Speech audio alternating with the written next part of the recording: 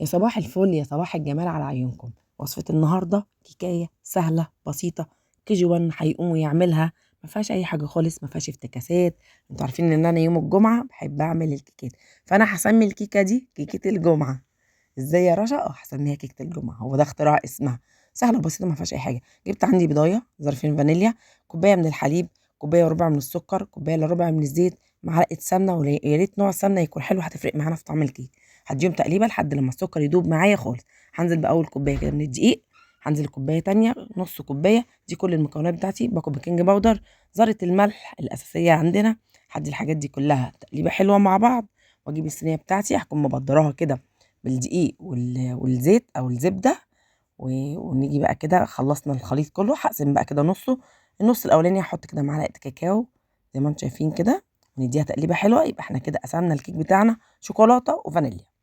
هاجي بقى اجيب الصينيه بتاعتي اللي انا مبدراها، انزل بالنص الكميه كده بالشوكولاته، وانزل عليها بالفانيليا، واديها خبطتين حلوين، وادخلها على فرن ساخن 180.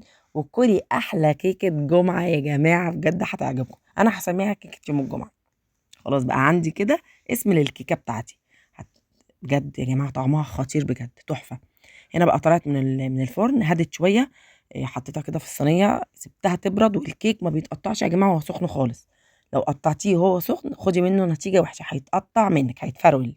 استني لما الكيكه تهدى شويه. هنا كمان والله العظيم انا بقطعها وهي دافيه، بس كنت مستعجله وعايزه اصور. طالعه معايا خطيره، عايزه اقول لكم طعمها روعه.